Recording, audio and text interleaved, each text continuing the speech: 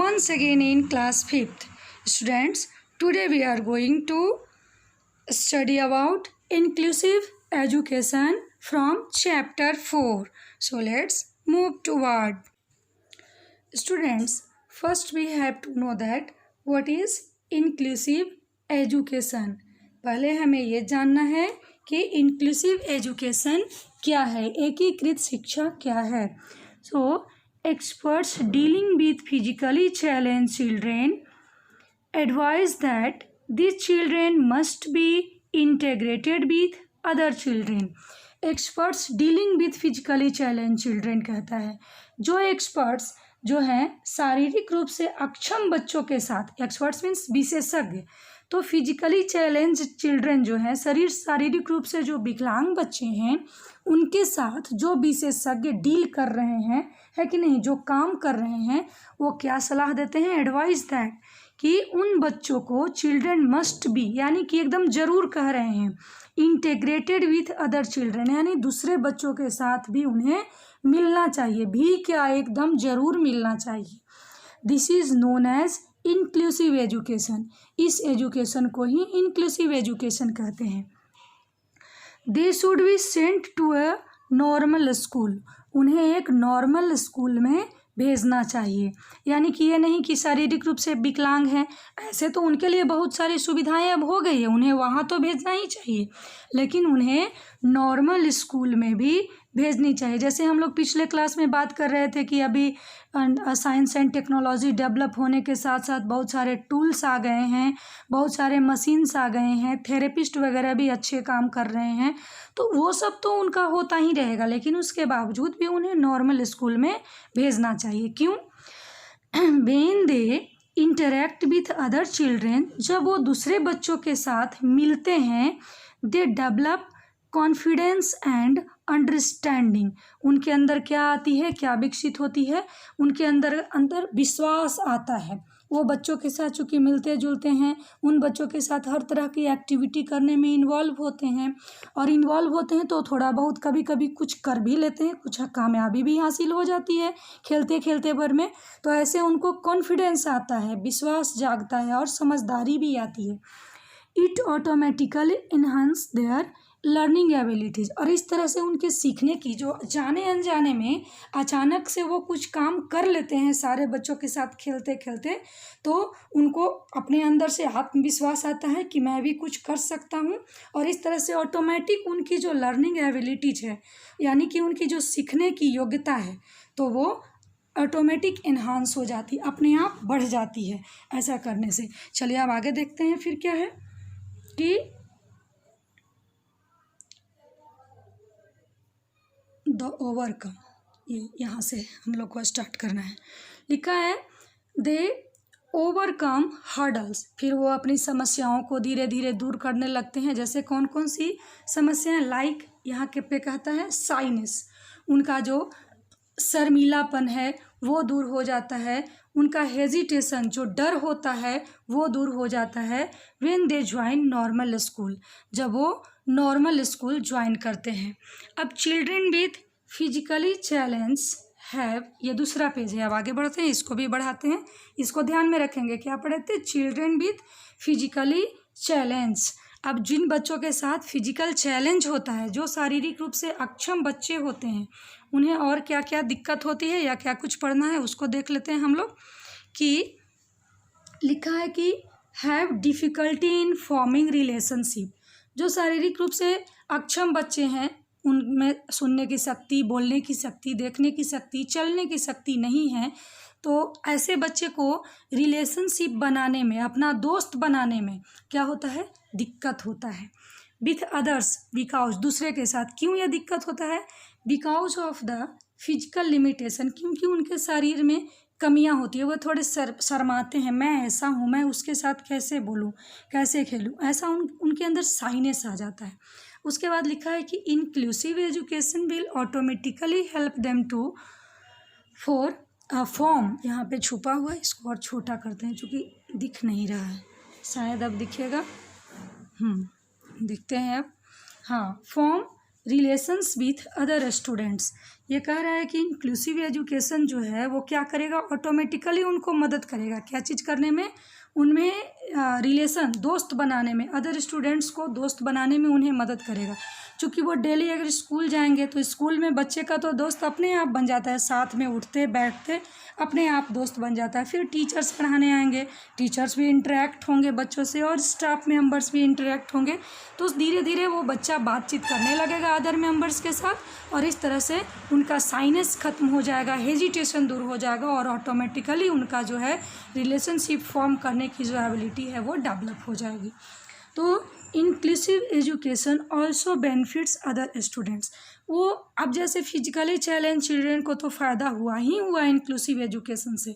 कुल मिलाकर के कहने का मतलब समझ रहे हैं ना बच्चे, इंक्लूसिव एजुकेशन क्या है, जहाँ एक ही स्कूल में सामान्य बच्चे भी आप लोग की तरह, या जो शारीरिक रूप से कमज़ोर बच्चे हैं, शारीरिक रूप से डिसेबल बच्चे हैं, तो उन बच्चों को भी ये क्या करेगा, एक साथ पढ़ाने वाला जो स्कूल होता है, एक साथ जब बच्चे पढ़ते हैं तो उसे हम लोग क्या कहते हैं, इंक्लूसिव एजुकेशन कहते हैं।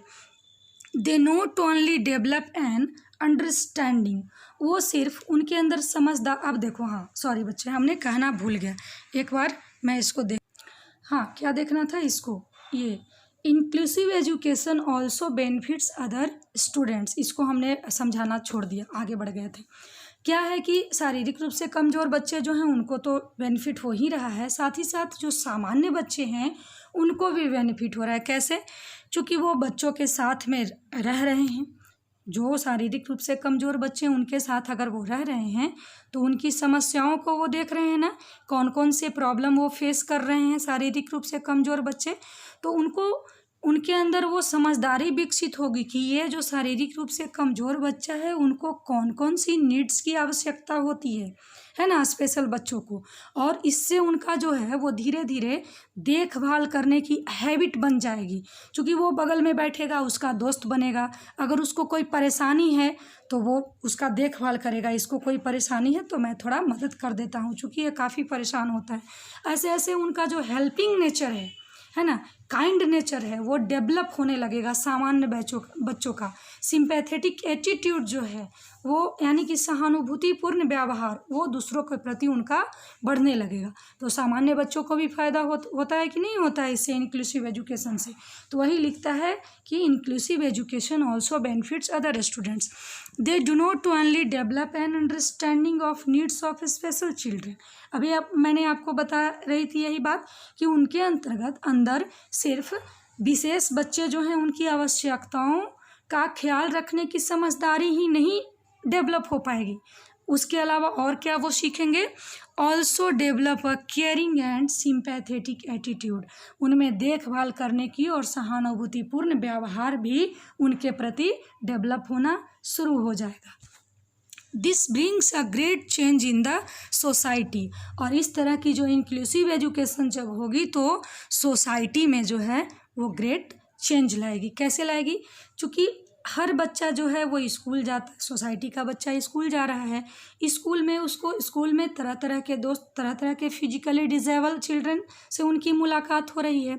अब वो उनकी समस्याओं को देख रहे हैं, उनका हेल्पिंग नेचर डेवलप हो रहा है, केयरिंग नेचर डेवलप हो रहा है, और फिर जब वो ग्रोन अप मेंबर बनेंगे, बड़े मेंबर बनेंगे सोसाइटी के, तो उनके अंदर जो वो हैबिट रहेगी वो पहले की बनी रहेगी वो आदत, और वो बढ़ती भी जाएगी, बड़ा होने के साथ साथ उनकी समझदारी और बढ़ती जाएगी, और इस तरह से वो हमेशा रेडी रहेंगे।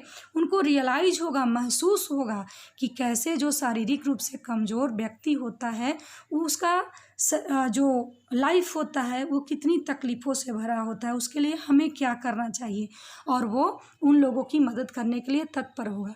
तो सोसाइटी का अगर हर एक मेंबर ऐसा हो जाएगा तो फिर क्या बात है बच्चे, हमारी सोसाइटी तो अपने आप ही बहुत अच्छी हो जाएगी ना। और इसको कौन अच्छा बनाएगा? सोसाइटी को अच्छा बनाने वाले कौन है फ्यूचर में? वो आप लोग बच्चे ही हैं। तो बनाओगे ना प्रॉमिस? यस, पक्का।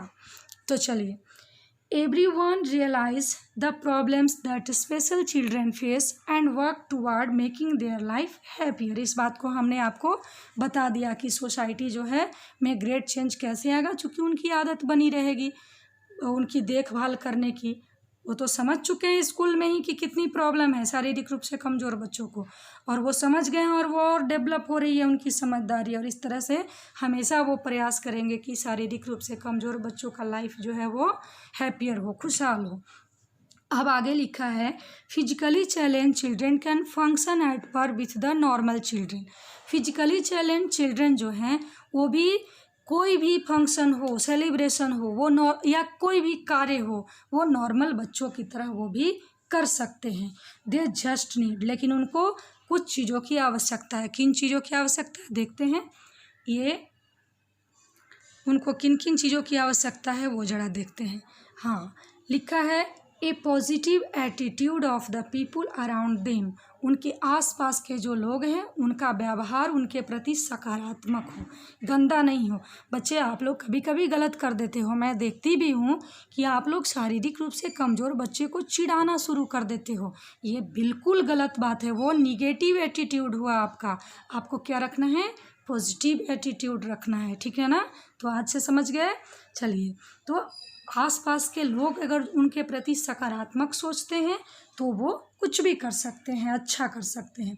सूटेबल इंफ्रास्ट्रक्चर, इंफ्रास्ट्रक्चर कह रहा है कि उनका रहने सहने का जो सामग्री है, उनका चलने का, बैठने का चेयर, चलने वाला व्हील चेयर, सोने वाला, अगर जो बिल्कुल बैक पार्ट जिनका कमज़ोर है, सोने में भी नहीं बनता है, तो उनके लिए उस तरह का सोने का बेड भी आता है स्लीपिंग करने के लिए। तो इंफ्रास्ट्रक्चर वही बात कर रहा है कि उनका जहाँ पे रहन सहन होता है, उठना बैठना, तो वो सही होना चाहिए। Taking care of needs of special children, special children की आवश्यकताओं को देखभाल करने के लिए सूटेबल इंफ्रास्ट्रक्चर होना चाहिए। Therapist to help and guide them, जो चिकित्सक होते हैं शारीरिक रूप से कमज़ोर बच्चों की सेवा करने वाले चिकित्सक, तो वो उनको मदद करें और हमेशा मार्गदर्शन करते रहें, इनकरेज करते रहें। आप कुछ कर सकते हो, अरे आप तो ये ज़रूर ही कर सकते हो, क्यों नहीं करोगे। आपसे तो और ज़्यादा डैमेज व्यक्ति था, वो तो कर लिया, आप तो ज़रूर कर लोगे। ऐसा करके उनको इनकरेज करना चाहिए। और ये थेरेपिस्ट की जिम्मेदारी नहीं है, एक अच्छे और सच्चे पड़ोसी की भी रिस्पॉन्सिबिलिटी है ना चिल्ड्रेन। ठीक, and lots of love and care, और अपने आसपास आप अगर देखो कि उस तरह के बच्चे हैं तो उनको खूब ढेर सारा प्यार दो, उनकी बहुत ज़्यादा देखभाल करो। दया आती है ना उन पे बच्चे, हाँ, तो ऐसा आपको करना चाहिए। अगर ऐसा करोगे तो वो आप सोसाइटी में अच्छे मेंबर बनेंगे और कुछ कर भी सकते हैं, है ना। देखो यहाँ पे लिखा है, डू यू नो, क्या आप जानते हैं, डिसेबल्ड डजंट मीन अनेबल। अब जो अक्षम व्यक्ति है वो ऐसा नहीं है कि अयोग्य हो जाएगा। डिसेबल्ड मीन्स अक्षम और अनेबल मीन्स अयोग्य। तो ऐसा नहीं है कि ये डिस्कार्ड हो गया था बच्चे, मैं फिर इसको लेकर आई हूँ। चलो देखते हैं, कोई बात नहीं, फिर इसको ये करते हैं। तो ये लिखा है क्या, डू यू नो वाला टर्म है, लिखा है डिसेबल्ड डजंट मीन अनेबल। वही बता रहे थे कि ऐसा नहीं है कि जो शारीरिक रूप से अक्षम है वो अयोग्य है।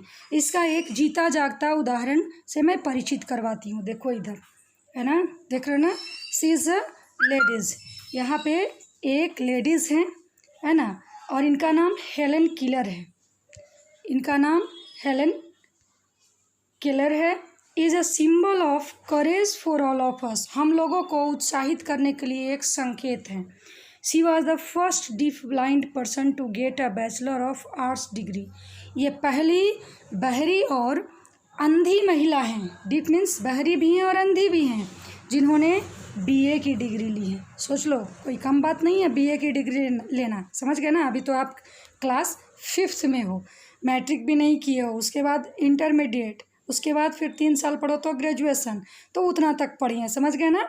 She wrote over 12 books and many articles, इन्होंने 12 से अधिक किताबें लिखी हैं और कई सारा आर्टिकल्स लिखी हैं। हर famous books are the story of my life, है ना। ये इनका जो सबसे प्रसिद्ध किताब है वो किताब का नाम स्टोरी ऑफ माई लाइफ है, क्योंकि सबको जागृत करने के लिए इन्होंने लिखा कि मैं डिसेबल हूँ लेकिन अनेबल नहीं हूँ, मैंने इतना कुछ किया, आप भी कर सकते हो।